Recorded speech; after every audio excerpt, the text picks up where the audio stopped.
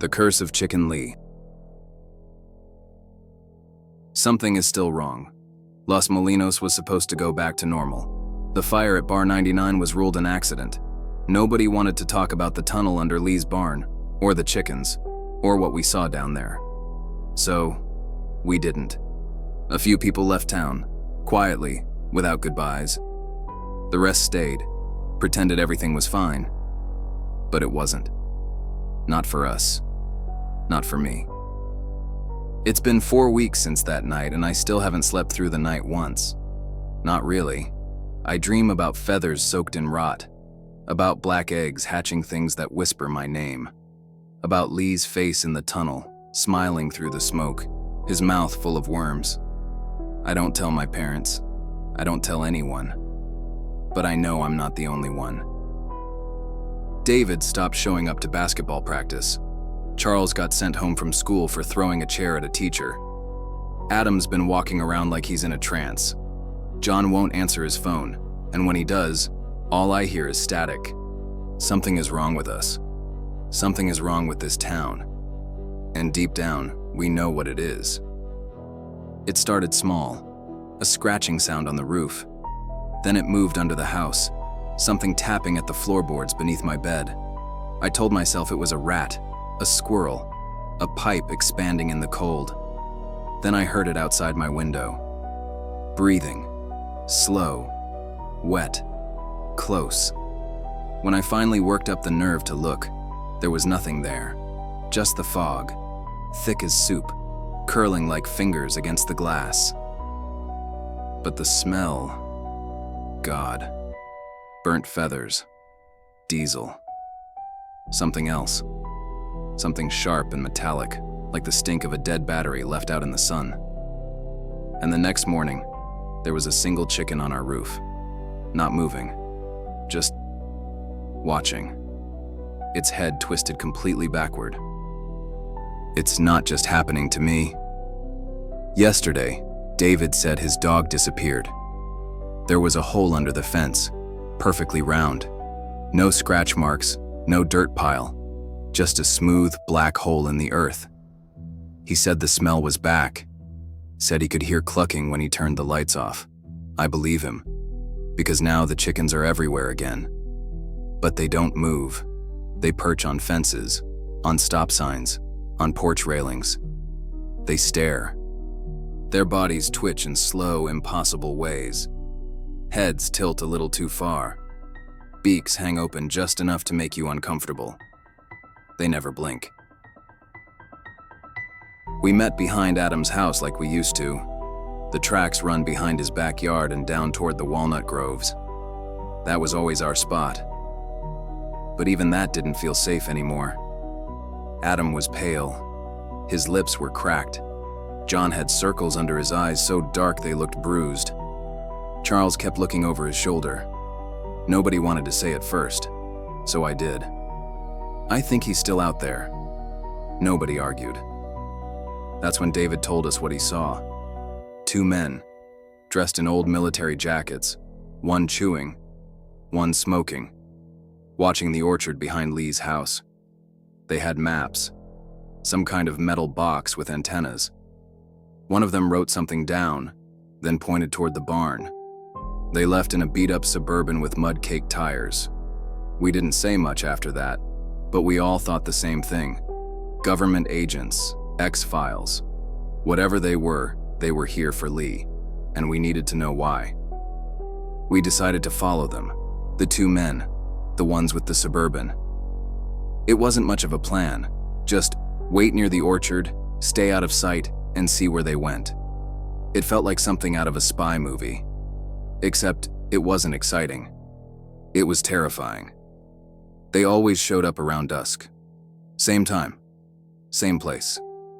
The Suburban would pull up slow near the irrigation ditch behind Lee's orchard. The engine stayed running, but the lights were off. The stockier one, broad shoulders, green flannel shirt, a Copenhagen tin in his back pocket, would get out first. He walked like someone used to war, calm, deliberate. The other one, taller, weathered face, cigar always clenched between his teeth, carried a leather-bound notebook and some weird handheld device that beeped every so often. We stayed crouched behind a pile of old irrigation pipe, not daring to speak, not even whisper. John swore the tall one looked straight at us once, but didn't say anything. Just nodded, like he expected us to be there. That was the first night. The second night, they stopped by the ruins of Bar 99. They didn't go inside, just stood along the fence, looking at the scorched dirt where the building used to be. The tall one dropped a metal stake into the ground. The other man pressed a button on the handheld device and scribbled something. Then they both stared at the horizon, toward the barn, toward the place we swore we'd never go back to. The third time, they were by the railroad tracks near Adam's house. That was too close. We couldn't just watch anymore. So we followed.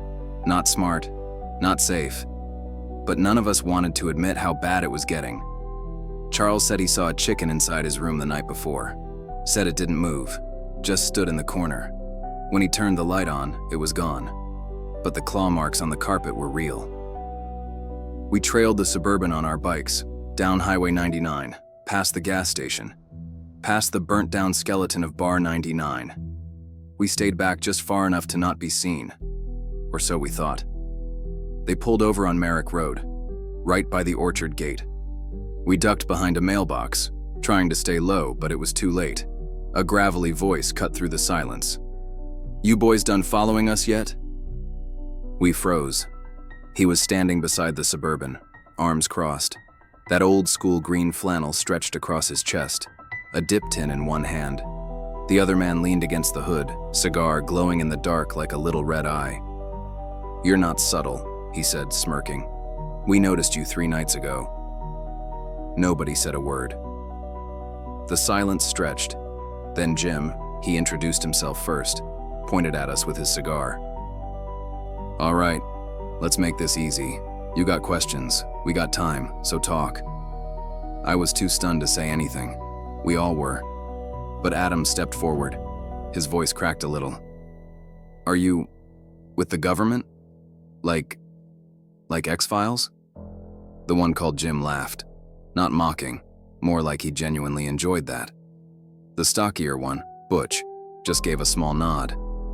"We've heard worse," he said. "I'm Butch Lancaster, retired general, U.S. Army. Used to run SOCOM Black Ops for, let's just say, things people aren't supposed to believe in." He spat into the dirt. "And this is Jim Hollis, retired merchant marine. Spent most of his life sailing the globe and surviving weird things that crawl out of the ocean." Jim took a long drag on his cigar, then tapped ash onto the pavement. "Met each other during a bad job up north. Arctic Circle, cold as hell. Butch and his boys caught something they shouldn't have. I captained the ship that brought it back." He paused. "Didn't sleep right for a year after that." We all just stared. These weren't ghost hunters. They weren't scientists. They weren't even cops. They were something else. And for the first time since Lee came back, I felt like someone might actually believe us. David leaned toward me and whispered, "We should tell them." Adam shook his head. "They'll lock us up." "They're not feds," I whispered back. "Not anymore." Charles still didn't speak. But John, quiet, distant John, stepped forward. His eyes were glassy. His hands trembled. "I see him every night," he said. "In my sleep. He's behind the walls, in the shadows. The chickens talk to me." His voice cracked. "He's not dead. He's coming back." I didn't let him say more. I stepped beside him and told them everything. About the barn, the tunnel, the chase, the collapse, the smell, the eggs, Lee's voice calling us by name. Jim and Butch didn't laugh, didn't flinch, didn't even look surprised. When I finished, Butch scratched his chin and looked at Jim. "It's worse than we thought," he muttered. "Tell him," Jim said. "There's a place in Lassen National Forest," Butch began. "An area called the DRZ, Designated Restricted Zone. Nobody goes in, not anymore. Los Molinos sits right on a fault line that cuts across that zone, right through Lee's orchard. Those tunnels under the barn, they're ancient, pre-settlement, pre-anything. We think they were built around something unholy. Jim nodded slowly. Its name is Azazel, the one older than the trees, the one who lives below. And then Butch said the words that made my stomach drop. You were marked by Chicken Lee, but when you went into those tunnels, you were marked again. Now the curse runs deeper than just Lee, and the only way to break it is to go back in and destroy what's keeping it alive. We didn't say anything for a long time. Butch and Jim just stood there, letting the silence hang like smoke in the air. No pressure, no judgment. Just two old men waiting for 5 terrified kids to realize what they already knew. There was no going back to normal. Not ever. What do you mean, marked? Adam finally asked. Exactly what it sounds like, Jim said. You've been seen, tagged, claimed. First by Lee, then by something older. It's like blood in the water, Butch added. They know who you are now. They know where to find you. Charles turned away. He looked sick. David sat down on the edge of the road and just stared into the dirt. John was shaking again. I wanted to reach out, but I didn't know how. I felt it too. A pressure. Like something heavy and cold pressing into my chest from the inside. Why us? I asked. Butch shrugged. Wrong place, wrong time. Maybe Lee picked you. Maybe Azazel did. Doesn't matter now. You're in it. Jim walked toward the back of the Suburban and opened the hatch. Inside were crates, old ones, wooden, stamped with military numbers and oil stains. He pulled out a worn map, creased and yellowed. He unfolded it on the hood of the truck. The DRZ cuts through here, he said, pointing to a jagged black line. Right along Tehama Road. Fault line runs south, and right here, he tapped a red circle, is the orchard. Lee's barn sits on top of a convergence point, a place where things bleed through. Butch stepped forward, dipping a fresh wad of Copenhagen. We've seen it before, in places like this. Iraq, Borneo, Ukraine, parts of the Arctic Circle. Something happens when the ground splits in just the right way. Old things crawl up. That was when David finally spoke. So what do? We go back in, Butch said. We find whatever's fueling this curse and we end it. We? Adam said sharply. You mean us? Jim looked him straight in the eyes. You think we can walk into those tunnels without the ones who were marked? No, Butch added. We can protect you, guide you, but you have to be there. You're part of this now. Nobody liked that answer. Charles shook his head violently. No way in hell. He almost got us last time. You weren't there. He chased us through those tunnels like some monster. I'm not going back down there, not for anything.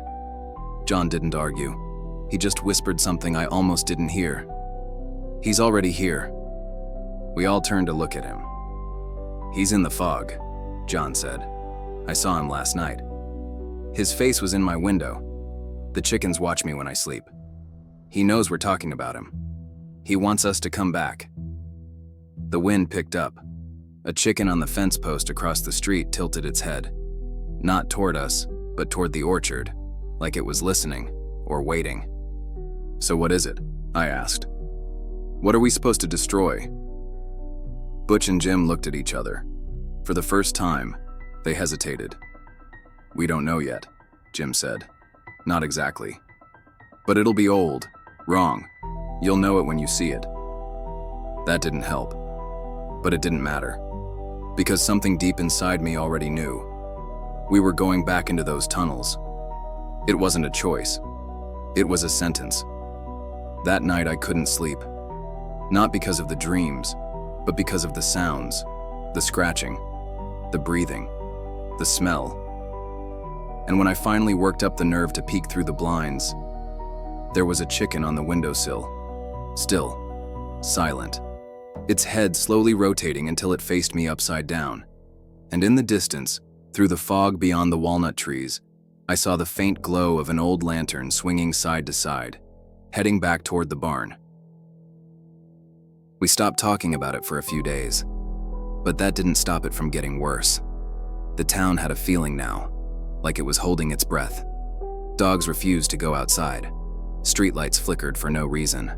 The fog rolled in earlier and stayed longer, thicker, meaner, almost like it was alive. And the chickens. They never moved. They just watched. Always watching. A kid named Jeremy lived 2 blocks from me. He was in high school. Kind of a jerk. Used to brag about throwing rotten eggs at Lee when he would ride past his house. 2 nights ago, he vanished. His mom found the front door wide open and a trail of feathers leading out to the walnut orchard. They never found him. But they found what was left of his boots, half sunk into the soil like something had pulled him into the ground. The police roped off the area. They said it was a possible animal attack. Nobody bought it. John barely spoke anymore. He just kept sketching things in his notebook. Black lines, sharp edges, faces made of feathers and teeth. Charles refused to ride his bike alone.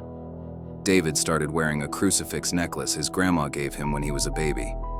Adam just got angrier, snapping at his parents, at us, at nothing. And me? I started sleepwalking. I woke up outside twice, both times barefoot, both times standing in the middle of the railroad tracks behind Adam's house, facing the orchard. That's when we saw the Suburban again. Same spot, ditch behind the orchard, lights off. We didn't sneak this time. We walked right up to it. Jim was leaning against the hood, cigar lit. Butch had a large device out, scanning something over a topographic map of the orchard. "You boys ready?" Jim asked. Nobody answered, but we didn't turn back either. "There's a pattern forming," Butch said, gesturing to the map. "Sinkholes, electrical interference, strange chicken behavior. It's all radiating from beneath the barn. We think the tunnel system is alive, or at least aware. We've seen this before," Jim added. "In Haiti, in the Amazon, places where the veil between here and the thing below gets thin." He tapped ash onto the hood. "It's never just one thing. It always starts with chickens, though. Always." That's when we heard it. Cluck, not far off, soft, deep, echoing. Another followed, then another, then silence. We turned slowly toward the trees. They stood still. The fog crept low, curling over the grass. A dozen chickens sat on the fence, motionless, their heads all pointed toward us. And then, they twisted. All at once. Like something was speaking through them. Butch didn't flinch. "They're scouts," he said. "Sentinels. That's not Lee anymore. That's Azazel watching us. He knows we're coming." Jim pulled something from his jacket pocket. A small black stone carved with an ancient symbol. It pulsed faintly, like a heartbeat. "Gift from a Yurok elder," he said. "Won't stop what's coming but might buy us time." He tossed it to me. It was cold in my hand. Too cold. "Keep that with you," he said. "You're the one he wants." Later that night, I stayed up with the window cracked just an inch. I wanted to prove to myself that nothing was out there. Big mistake. Just after midnight, I heard the scratching again. Slow, purposeful. Then a whisper, right outside the glass. "Kevin." I froze. The whisper came again. "Kevin." This time, I recognized the voice. Lee. I slammed the window shut and locked it. My hands were shaking. The smell had come back. Burnt feathers, rotting metal. Something sweet and wrong like antifreeze. I backed away from the glass, and that's when I saw it. In the yard. Not a person, not a chicken, but a shape. Low to the ground, crawling, dragging something behind it. A bag? A sack? No, a body. The fog swallowed it before I could scream. My parents found me in the hallway, standing there, staring at the window. My fingernails had dug half moons into my palms. The next morning, there was a single line of muddy footprints beneath my window. Chicken prints, large ones, too large. We met behind Adam's house again. Nobody argued anymore. We were going back in. The tunnel had collapsed, but we knew another way in. We remembered the layout, the trap door, the entrance beneath the barn. "What do we do when we find it?" I asked Butch. "Destroy it," he said, "even if it kills us." And in the fog, behind the last row of walnut trees, a figure stood, dressed in rags, barefoot, feathers stuck to his skin like rot, his head cocked to the side, watching, waiting. The barn was still there, sunken, broken, quiet. Just the roof and the upper door left above ground, like a headstone in the middle of nowhere. None of us had been back since that night, since the tunnel collapsed behind us, since Lee screamed our names through the dark. But now, we were here again. 5 bikes leaning against a walnut tree. 5 boys standing at the edge of a hole in the earth. Nobody said anything for a long time. There was no wind, no sound, not even birds. Just the rustle of dried walnut leaves and the soft creak of the old barn roof groaning in the cold. It smelled like rot, stronger than before.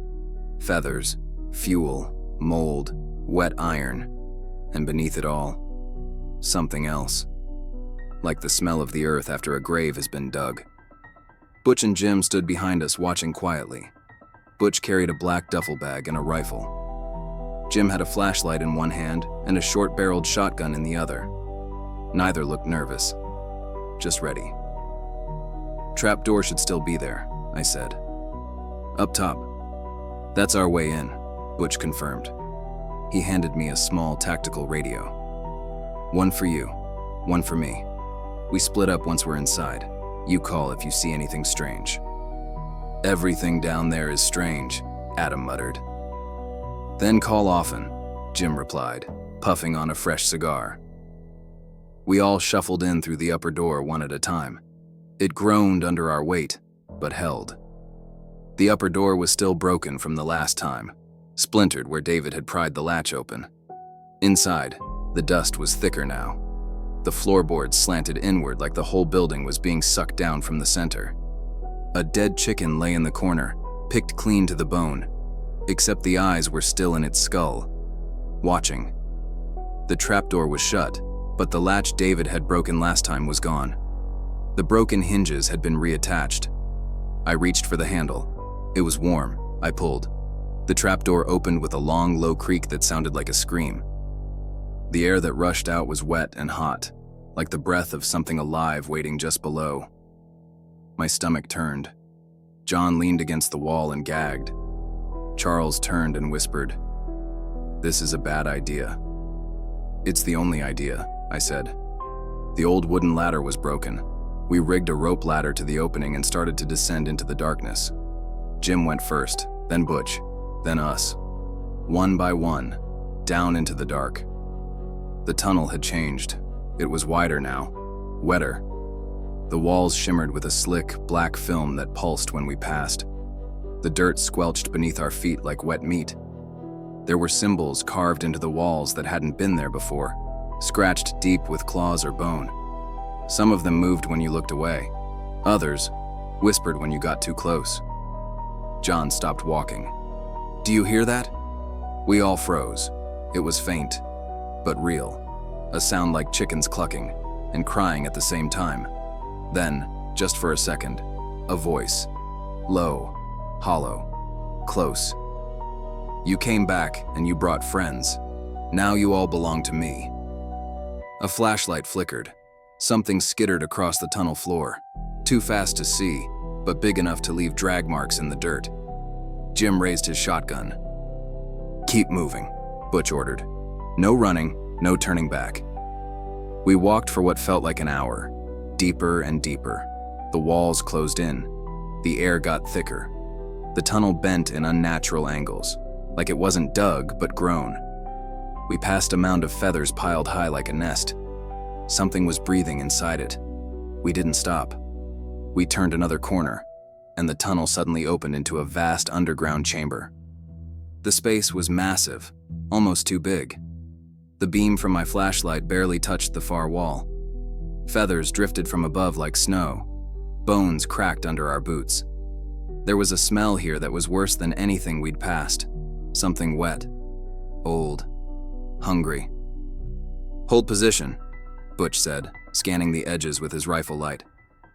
"Check corners. This is a nest." "A nest of what?" David whispered. "Something that doesn't want us here," Jim answered, quietly cocking the shotgun. We spread out slowly, flashlights cutting through the swirling dust. The chamber had strange carvings on the walls, chicken scratch marks in the dirt, yes, but also symbols, deep ones, older than anything we'd seen above. Some looked like inverted crosses, others like eggs, split open. One of them pulsed slightly when my light passed over it, like it was breathing. Suddenly, a noise behind us, heavy, wet, dragging. We all spun. Nothing. Just fog curling through the far archway, thicker now. "We're not alone," Adam whispered. "We've never been alone," I said. The ground rumbled, just once, a single pulse, like the heartbeat of something beneath our feet. John froze. "Did you hear that?" "You mean feel it," Jim said. "That wasn't seismic. That was alive." Butch raised a hand to silence us. He was squinting toward a narrow corridor branching off the chamber. "That tunnel wasn't on the original layout," he muttered. "I saw schematics from the 30s. That passage didn't exist." "Maybe it's newer," David said. "No," Butch said. "It's older. Much older." And then the lights went out. All of them. Pitch black. Total silence. Then, a whisper. Close. Wet, right in my ear. "I missed you, Kevin." Darkness. Total darkness. No sound. No light. Not even breath. Just that voice in my ear. I couldn't move. Couldn't scream.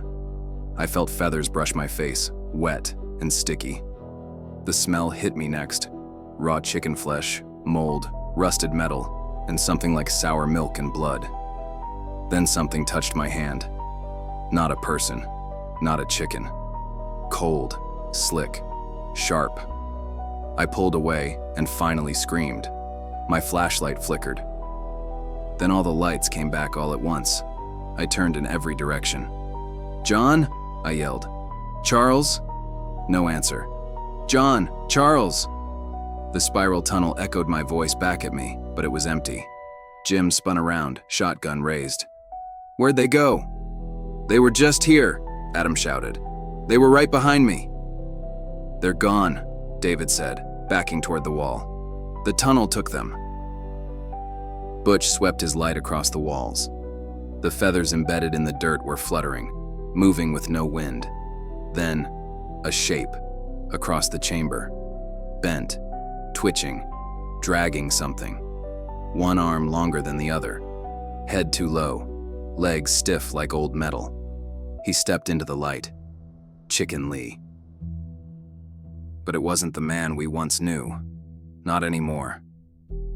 His face was a patchwork of blood and feathers. One eye dangled from a socket, still blinking. His mouth opened too wide, too wrong, stretched past the edges of his jaw like skin peeled by force. His shirt was torn and scorched. Metal jutted from his ribs, pieces of chicken wire and rusted cage bars. His arms twitched like puppet strings pulled from above. And those eyes. God, those eyes. Dead, empty, hungry. "You shouldn't have come back," he roared. The walls shook, feathers blasted from the ceiling like a storm. Lee reached down and pulled a chicken from the dirt, like it had been buried alive and waiting. He threw it. It exploded against the wall, bone and blood and wings.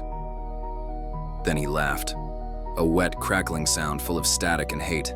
"I smell you. I marked you. You belong to me." Jim fired. The blast lit the chamber like lightning.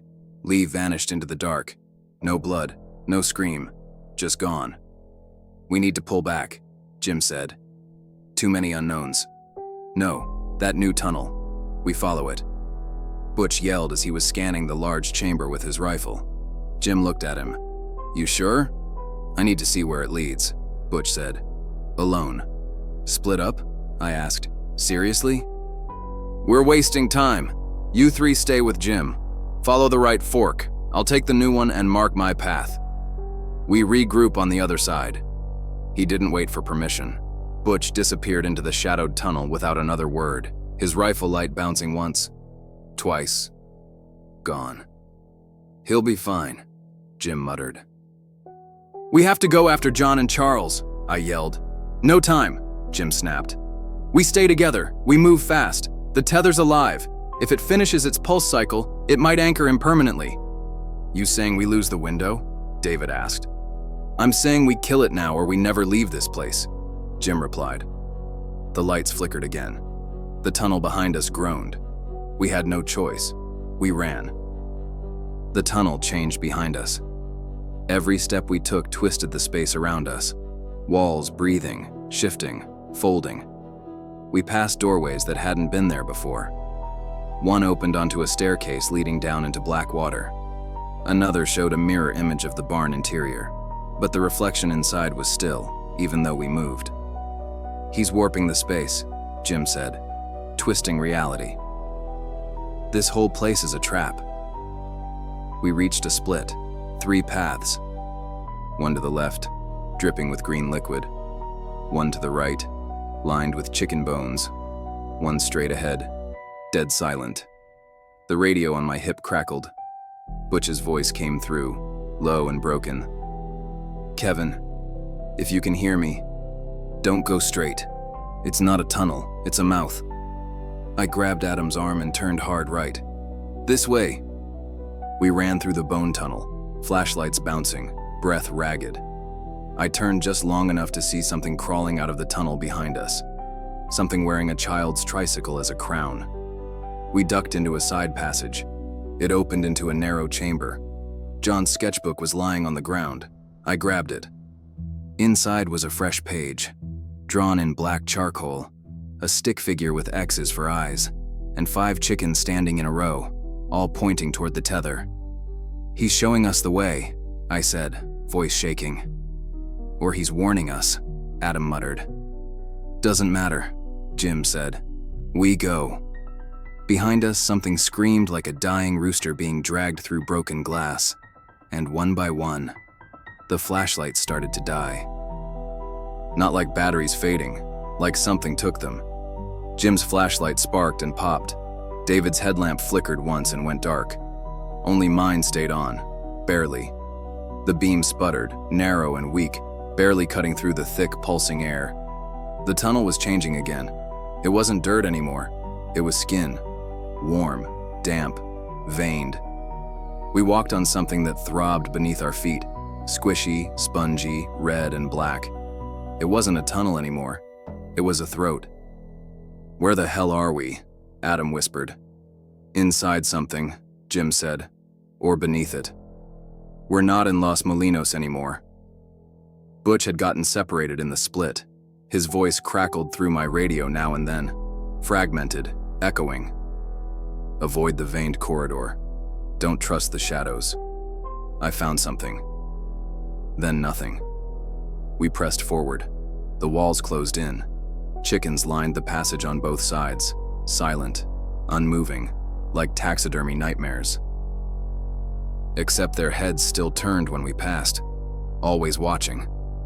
We reached a chamber that opened into a cathedral of horror. That's the only word for it, cathedral. The walls stretched high into a dome covered in bones, feathers, and rusted farm tools. Chains hung from the ceiling. Scraps of old tricycles dangled like twisted wind chimes. And in the center stood the tether. It was worse than I could have imagined. It was tall, almost human in shape, made from parts of everything Lee had ever loved or hated. The bones of chickens, the twisted metal of coops, rusted 4th of July trophies, his name scratched into them with a knife, old boots, a blood-soaked sack tied at the top like a hood, a tricycle frame bent into the shape of a ribcage, feathers stuck in every crevice like veins.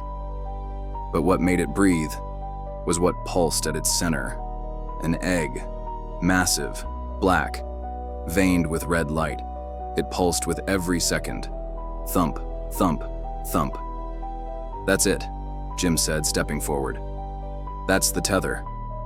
That's Azazel's egg. Lee's just the puppet. This is the hand inside." Suddenly, a screech split the chamber. Chickens exploded from the walls, hundreds of them, bursting from cracks in the ceiling, the floor, the altar. They didn't move like animals. They moved like one thing, a flood of feathers and claws and beaks and eyes. Too many eyes. Jim raised his shotgun and fired into the mass. Boom! Feathers flew, bones cracked. It didn't slow them down. David grabbed a hanging chain and swung it into the swarm. "What now?" he screamed. "We need Butch," I shouted, pressing the radio. "Butch, where are you?" Nothing. Then, a burst of static. Then Butch's voice, sharp and steady. "I'm here. Fall back to the tunnel fork. I'm rigging charges. Buy me 2 minutes." That's when the egg pulsed again. Thump. And something inside moved. A shape. A silhouette. Small. Human. A face pressed to the inside of the black shell. Wide eyes. Mouth moving silently. It was John. "He's inside it," I shouted. "John's in the egg." "No," Jim said grimly. "It's not him.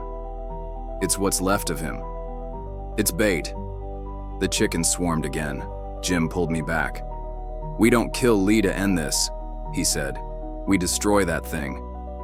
We break the egg. We end the curse." The tunnel behind us groaned. A wave of heat rushed through the chamber. Lee's voice returned, low, furious, almost wounded. "You're mine. You're all mine." And then Butch appeared in the doorway.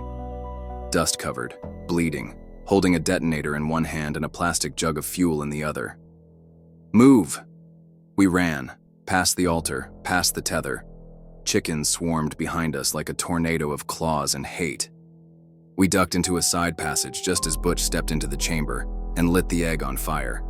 The black shell shrieked. Not cracked, not broken, burning. Then Butch tossed the detonator behind him. Boom! The chamber collapsed. Fire roared. The walls buckled. The tunnel screamed like a living thing being skinned alive. We didn't look back. We couldn't.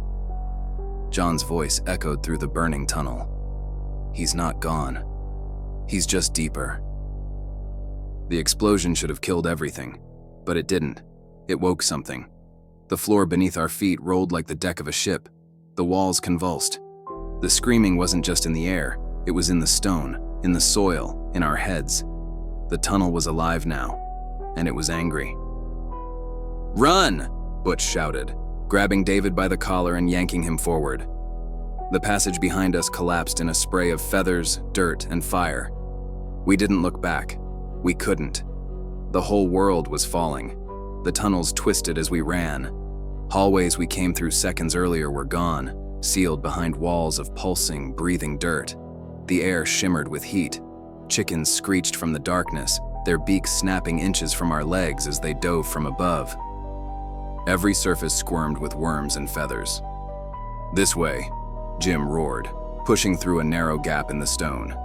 I followed, heart hammering in my ears. My flashlight beam barely held together. It was flashing red now, like it was warning me it wanted to quit. We skidded into a side tunnel that opened into a tight chamber. The walls were covered in writing, but not in ink. Carvings, bone shards, dozens of them. Each one read a name. Kevin, Adam, David, John, Charles, and one more, Lee. "What is this place?" Adam gasped. Jim didn't answer. He just stared at the walls, at our names. "This is where it chooses who it keeps," he finally said, "and who it lets go." Then the wall behind us split open, not like a cave-in, more like a wound. The dirt peeled back, claws pushed through. Something tall, wet, and twitching stepped out, dragging chains made of chicken bones and rusted wire. It had Lee's face, but it wasn't Lee anymore. His mouth opened vertically. Inside were feathers and teeth, a tongue that split in three. "Go!" Butch screamed, slamming a flare into the creature's chest. The thing howled. The tunnel shook again. Bones fell from the ceiling like hail. We bolted through the other side. The light behind us turned blue. Not firelight. Not flashlight. Something else. Azazel. A tear in the earth. It didn't matter. We didn't stop. "Left," Jim shouted. "Through the roots." We ducked under tangled roots that writhed like snakes, clawing at our shirts and hair. I lost my backpack. Didn't care. Something brushed my leg, cold, wet, fast. I didn't look. I just ran. A ladder appeared out of nowhere. An old metal one bolted into the stone wall like it had always been waiting.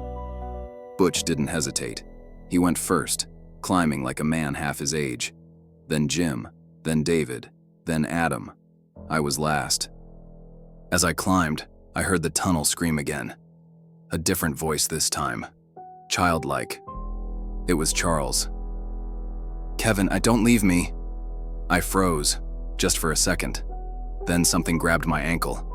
I screamed and kicked. The fingers weren't human. Too long. Too soft. They left slime. I climbed faster. We burst out into the open air, right into the orchard behind the barn. Deep, thick, wet fog. It engulfed us. We collapsed into the grass. Breathing hard, covered in dirt and blood and chicken feathers.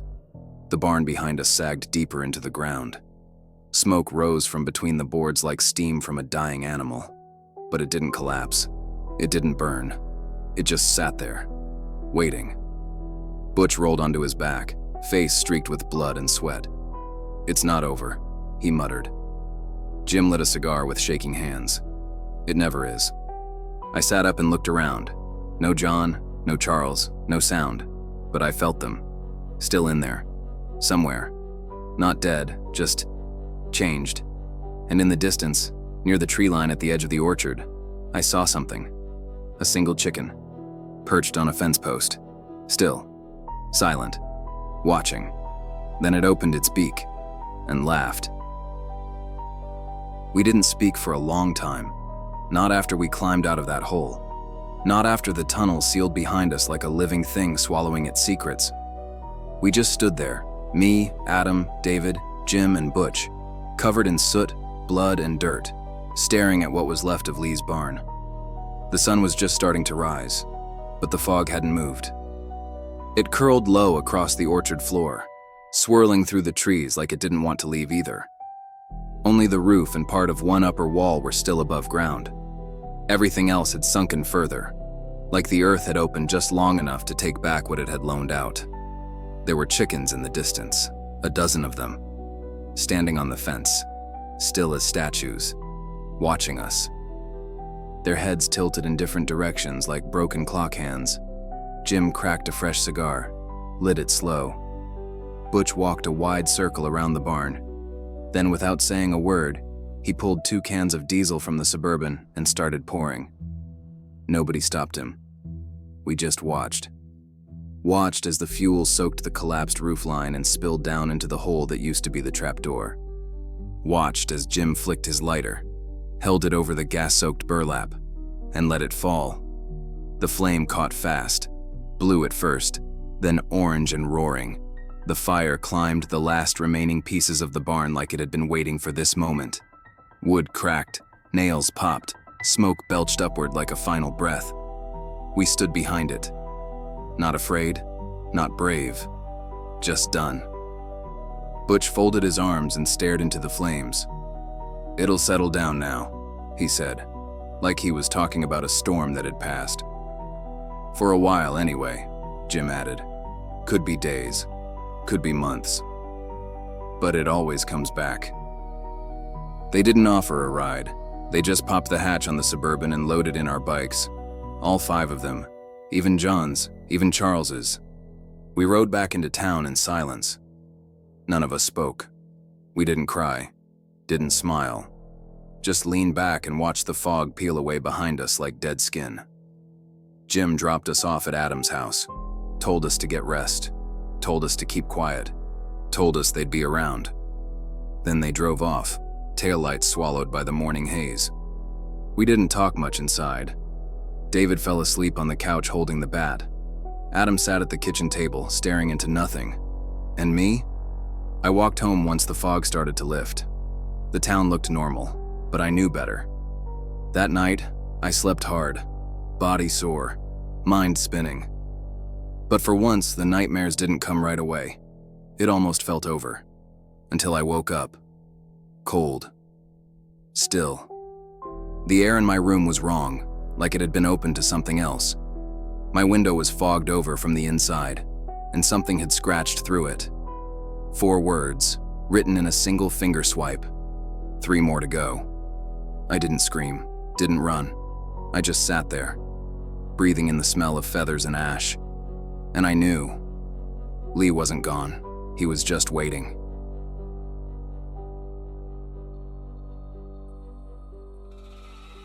Thank you for stepping into the shadows with us.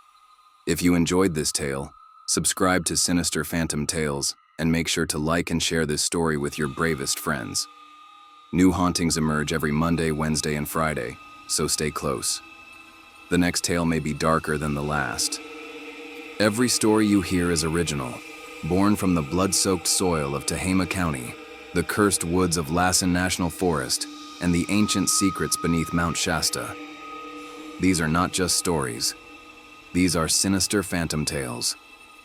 Sleep tight.